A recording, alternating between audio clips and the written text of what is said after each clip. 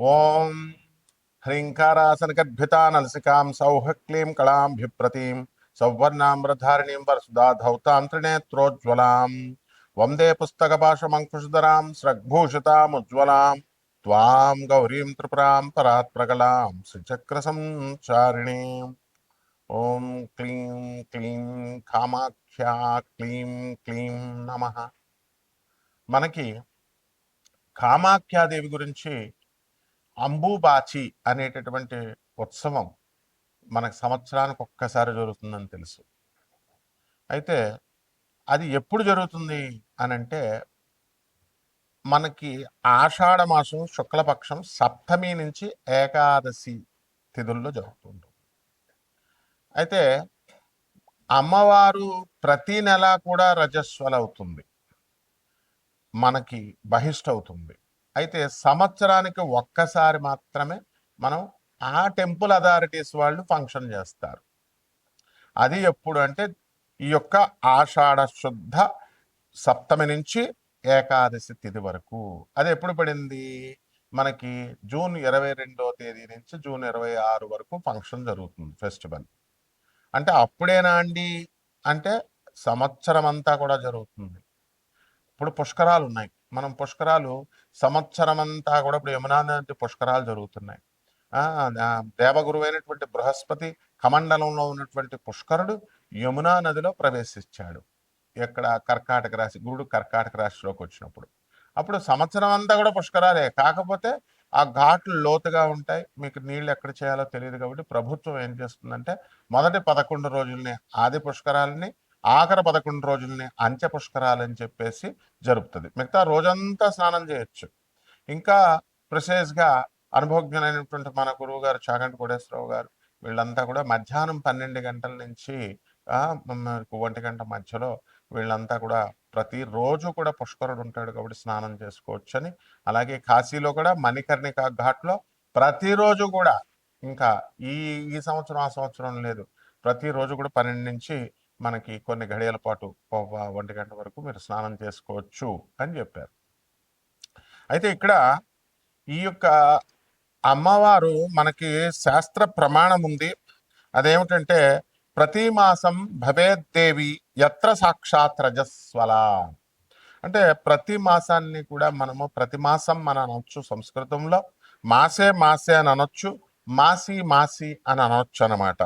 అందువలన మనకి ప్రతి నెల కూడా స్త్రీలు అందరూ కూడా ఏ విధంగా అయితే బహిష్ట అవుతారో ఆ విధంగా అమ్మవారు కూడా, కామాఖ్య అమ్మవారు కూడా బహిష్ట అవుతూ ఉంటుంది ప్రతి నెల. కాబట్టి మనం ఈ అంబుబాచి ఫెస్టివల్కి వెళ్ళలేకపోయామండి అని బాధపడాల్సినటువంటి అవసరం లేదు. ఏ టైంలో అయినా సరే ప్రతి సంవత్సరం ప్రతిరోజు కూడా మీరు ఆ యొక్క అమ్మవారిని మనం ధ్యానించుకోవచ్చు, కామాఖ్య అమ్మవారిని దర్శించుకోవచ్చు. ఆమె ఎవరో కాదు, ఆమె సాక్షాత్తు మాయాపీఠమైనటువంటి పెజవాడ కనకదుర్గాదేవియే అక్కడ యోనిపీఠంలా అక్కడ మనకి కామాఖ్యలో వెలిసింది, ఇందులో డౌట్ లేదు. తర్వాత ఆ అమ్మవారి ఒడ్డున బ్రహ్మపుత్ర నది మనకు ప్రవహిస్తూ ఉంటుంది. ఆ బ్రహ్మపుత్ర నది లో మనకి ఈ యొక్క ఉత్సవం అనేటటువంటి జరుగుతుంది. అక్కడ ఒక ఘాట్లో కుంకుమ వేస్తారు. కుంకుమ వేసి అమ్మవారి మిగిలిపోయినటువంటి ఈ యొక్క పూలు పుష్పాలు కుంకుమ వేయడం వల్ల ఆ వాటర్ అనేటటువంటిది ఎర్రగా అక్కడ మాత్రమే ఉంటుంది. దాన్ని పట్టుకొని వీళ్ళందరూ కూడా బ్రహ్మపుత్ర అనేది ఈనిందా అని ఎర్రగా ఉంటుంది అని చెప్పేసి పుకార్లు లేపారు. అతిశయోక్తి, ఎగ్జాగరేట్ చేశారు. అదేవిధంగా అమ్మవారు అక్కడ వాటర్ అంతా కూడా లైట్ పింక్ కలర్, గ్రీన్ కలర్లో ఉంటుంది. అక్కడ ఐరన్ ఆక్సైడ్, సిన్నాబార్ అనేటటువంటి మెగ్నీషియం సల్ఫైడ్ మెటల్స్ ఉండడం వల్ల ఈ యొక్క ఆ వాటరు ఏమవుతుందంటే రెడిష్ బ్రౌన్ కలర్లోకి చేంజ్ అవుతుంది. గ్రీన్ కలర్లో ఉన్నటువంటి light green colour, light pink కలర్లో ఉన్నటువంటిది రెడిష్ బ్రౌన్ అవుతుంది. ఈ అంబుబాచి ఫంక్షన్లో కామాఖ్య టెంపుల్లో ఏం చేస్తామంటే మనము యోనిపీఠంగా ఉంది కాబట్టి అక్కడ యోని ఆకారంలో ఒక రాయి ఉంటుంది, ఆ విగ్రహం. దాని మీద ఎర్రని గుడ్డ వేస్తారు. అది కూడా మనకి అందరు కూడా తెల్లగుడ్డేస్తే ఎర్రగా అయిపోయిందని ఏదో చెప్తారు, ఎగ్జాగరేట్ చేస్తారు. మామూలుగా అప్పుడు అక్కడ గౌహతిలోనే కాదు, శక్తి క్షేత్రాల అమ్మవారి క్షేత్రంలో మెరిసేటటువంటి ఎర్ర అది తలకు కట్టుకుంటాం కదా, అలాగా జెండాలకు వేస్తాము. ఆ షైనింగ్ వచ్చేటటువంటి రెడ్ క్లాత్ ఆరెంజ్ కలర్లో ఉన్నటువంటిది వేసి కప్పుతారనమాట.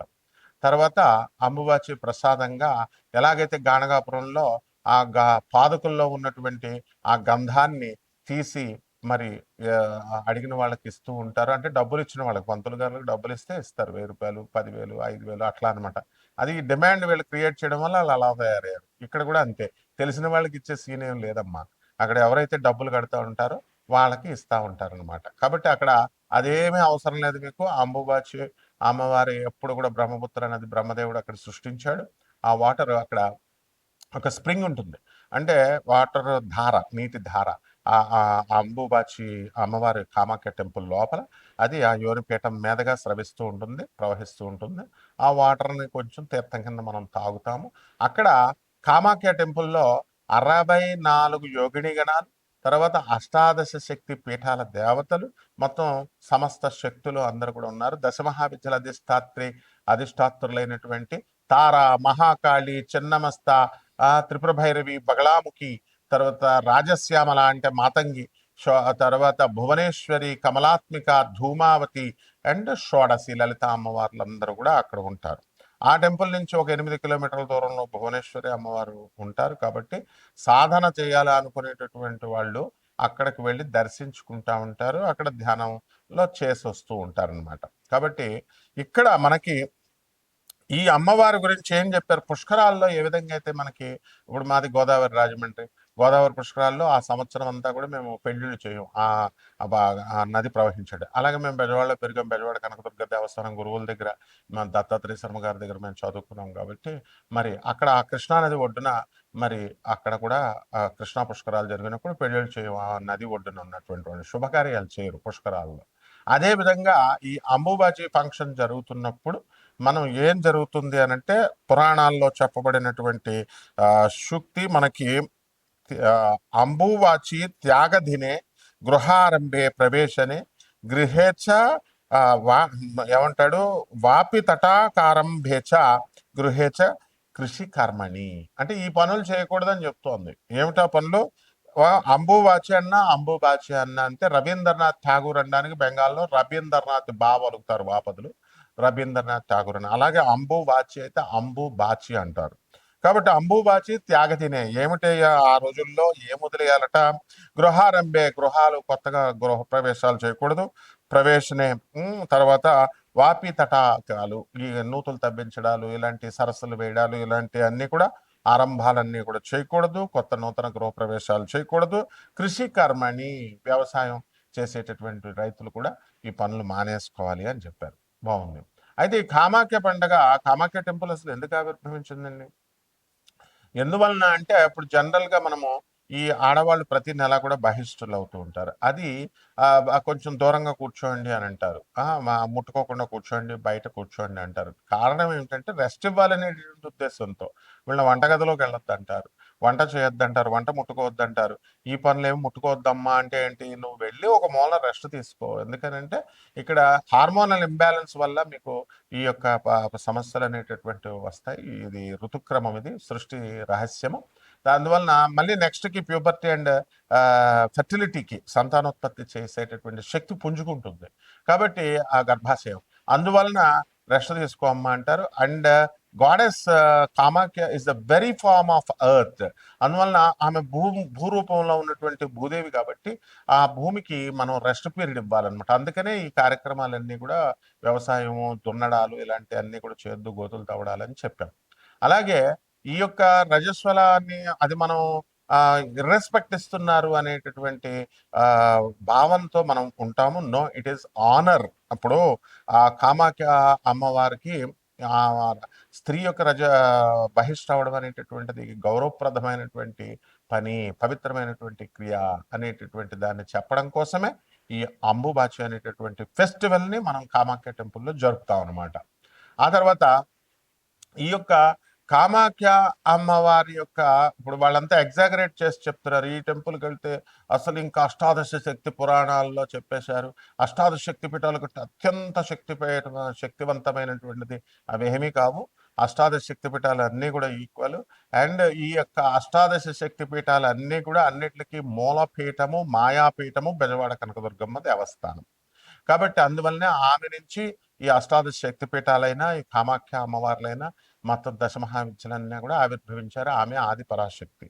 అమ్మల గన్న ఎమ్మ ముగురమ్మల మూల పుటమ్మ చాలా పెద్దమ్మ సురారులమ్మ వేల్పుటమ్మల మనంబుల నుండెడి అమ్మ దుర్గ మాయమ్మ కృపాబ్ధినిచ్యుత మహత్వ కవిత్వ పటుత్వ సంపదల్ అని పోతనామార్చులు అమ్మల్నే కన్నా అమ్మ అమ్మ జగన్మాత తల్లి నువ్వు దుర్గా అని ప్రార్థిస్తాడు.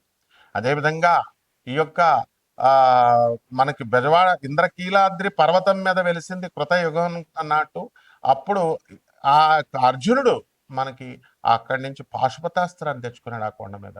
కాబట్టి ఆ బెజవాడ కనకదుర్గమ్మ దేవస్థానం ఎలాంటిదో, ఈ శ్రీశైలం అమ్మవారు భ్రమరాంబ ఎలాగో, కాళహస్తి జ్ఞానప్రసూనామ్మకి ఎలాగో, అష్టాదశ శక్తిపీఠాల దేవతలు ఎలాగో, ఈ ఈ యొక్క కామాఖ్య అమ్మవారు కూడా అంతే శక్తివంతమైనటువంటిది. ఆమె అక్కడ వెలిసింది కాబట్టి ఈ పీఠం ఎక్కువ ఆ పీఠం తక్కువ అనేది మనం చెప్పుకోకూడదు.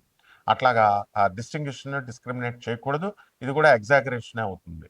కాబట్టి శాస్త్రం ఏం చెప్తుంది, మాయాపీఠ నది అమ్మవారు జ్ఞానినామ చేతాంశ దేవి భగవతి సా బలాదకృష్య మహాయ మహామాయా ప్రయచ్చది అని చెప్పి జ్ఞానులు సైతం మాయలో పడేస్తారంటుంది. యా దేవి సర్వభూతేషు మాయారూపేణ సంస్థిత నమస్తస్యై నమస్తస్యై నమస్తస్యై నమో నమః అన్నారు. మాయలో మాయ రూపంలో ఉన్నటువంటి ఆ శక్తి నుంచి సృష్టించబడినయే ఈ అష్టాదశ శక్తిపీఠాలు. 51 శక్తిపీఠాల్లో ఒకటైనటువంటి కామాఖ్య కూడా. కాబట్టి ద్వాదశ రాశుల మీద ఈ కామాఖ్య అమ్మవారు ఉపాసన ఇంట్లో చేసుకోవడం ద్వారా అక్కడికే వెళ్ళలేదని బాధపడాల్సినటువంటి అవసరం లేదు. అక్కడికి టెంపుల్స్కి అసలు వెళ్ళాల్సినటువంటి అవసరం లేదు. అందరూ కూడా ఏంటంటే ఎంకరేజ్ చేసేస్తున్నారు, టెంపుల్స్కి వెళ్ళండి టెంపుల్స్కి వెళ్ళండి.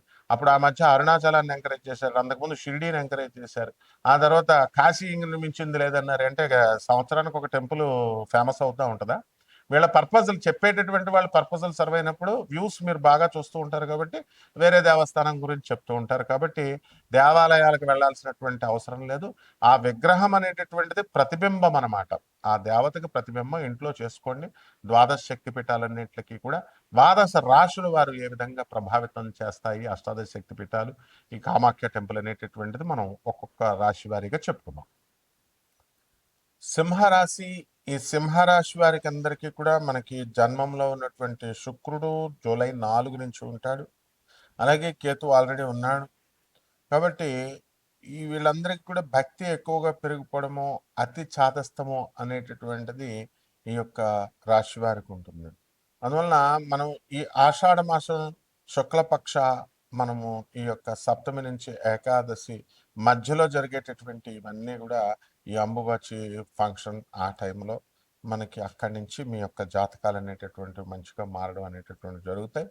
ఆ విధంగా ఈ యొక్క సింహరాశి వారికి అందరికీ కూడా మనకి రాహు యొక్క ప్రభావం అధికంగా ఉండి కుంభరాశిలో ఉండి భార్యాభర్తల మధ్య మీకు అన్యోన్యత లోపం అనేటటువంటిది చేయడానికి అవకాశాలు ఉంటాయి. గోచారరీత్యా రాహు సప్తమ స్థితిగతుడై ఉన్నాడు కాబట్టి. అలాగే పనులు కూడా శని మరి వక్రించి మనకి జూలై 27వ తేదీ నుంచి మీనరాశిలో ఉన్న కారణంగా చాలా పనులన్నీ కూడా ఆలస్యము, మీకు అలసత్వం పెరగడము ఇవన్నీ కూడా ఉంటాయి అన్నమాట.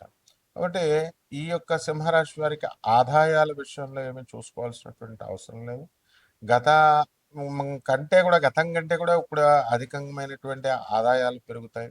లేకపోతే ఖర్చులు మనం నిమిత్తము చాలా అధికమైనటువంటి వ్యయము ఈ సింహరాశి వారికి ఉండడం జరుగుతుంది. ఈ ఈ యొక్క సింహరాశి వారికి అందరికీ కూడా గురుడు కర్కాటక రాశిలో మనకి ఉన్నాడు. అందువలన మీరందరూ కూడా చిట్టి పాటల వ్యాపారాలు చేసేటటువంటి వాళ్ళంతా కూడా షూరిటీలు ఉంటేనే కానీ మీరు జాగ్రత్తగా ఇతరులకి డబ్బులు ఇవ్వకూడదు. ఈ రకంగా ఈ యొక్క ప్రభుత్వం నుంచి కూడా మీకు రావాల్సినటువంటి బెనిఫిట్స్ ఏవైతే ఉన్నాయో సబ్సిడీలు ఇవన్నీ కూడా అవి కొంచెం లేటుగా రావడము అనేటటువంటిది జరుగుతుంది. అలాగే తరచుగా జ్వరం రావడము, తలనొప్పులు రావడము ఇలాంటివన్నీ కూడా ఉష్ణ శరీరము ఇవన్నీ కూడా వేడిగా ఉండడం ఇవన్నీ కూడా ఉంటాయన్నమాట. అలాగే ఎరువుల వ్యాపారము, చేపల రొయ్యల వ్యాపారాలు చేయండి. బాగా ఆర్థికంగా మీరు పుంజుకోవడం అనేటటువంటి జరుగుతాయి. ఇనప వ్యాపారాలు అలాగే టాటా స్టీల్ కంపెనీలలో చేస్తున్నటువంటి వాళ్ళకి అందరికీ కూడా కాస్త ప్రమోషన్స్ విషయంలో కానీ జీతాలు ఇవ్వడంలో కానీ కొంచెం లేటుగా ఇవ్వడాలు ఇలాంటివన్నీ కూడా జరుగుతాయి. చాలా ముఖ్యంగా ఐరన్ ఇండస్ట్రీస్లో పనిచేస్తున్నటువంటి వాళ్ళకి. ఆ విధంగా శత్రువులపై మీరు ఆధిపత్యం సంపాదించడము ఇవన్నీ కూడా మీరు చేస్తారు. అలాగే మీ పిల్లల విషయంలో మానసికంగా చాలా దిగులు చెందడము ఇలాంటివన్నీ కూడా ఉండవనేటటువంటివి జరుగుతాయి. అందువలన ఈ యొక్క పరిహారాల దగ్గరికి వచ్చేసరికి మనం ఈ సింహరాశి వారికి అందరికీ కూడా మనకి ఈ యొక్క గురుడు అస్సలు బాగుండలేదు. వ్యయస్థితిగతుడైనటువంటి ఈ గురుడు అనేకమైనటువంటి ఆర్థికంగా మిమ్మల్ని నష్టపరచడానికి అవకాశాలు ఉంటాయి. కాబట్టి గురు జపం చేయండి, గురు స్తోత్రాలు చదవండి. గురువుకి కిలోంపావు శనగల్ని, పసుపు రంగు వస్త్రాలనిచ్చి పేద బ్రాహ్మణులకి గురువారం నాడు తెల్లవారుజామున 3 గంటలకి దానం చేసుకోండి. దశమహావిద్యల్లో ఒకటైనటువంటి తారా అమ్మవారి యొక్క హోమాన్ని కానీ, అమ్మవారి యొక్క మంత్రజపాన్ని కానీ మీ ఇంట్లో చేసుకోవడం ద్వారా బ్రహ్మాండంగా ఉన్నది. మర్చిపోకండి, ఒక రావి చెట్టును మీ ఇంట్లో పెంచుకోవాలి. ఆ విధంగా అది పెద్ద అయిన తర్వాత తీసి బయట వెద్దరు, కానీ లైఫ్ లాంగ్ ఆ చెట్టును మీరే పెంచాలి. ఈ విధంగా రావి చెట్టు పూజ చేసుకోవాలి, తులసి చెట్టుకు చేసినట్టుగా. ఈ రకంగా చేసుకున్నట్టయితే బ్రహ్మాండంగా ఉంటుంది. శుభమస్తు.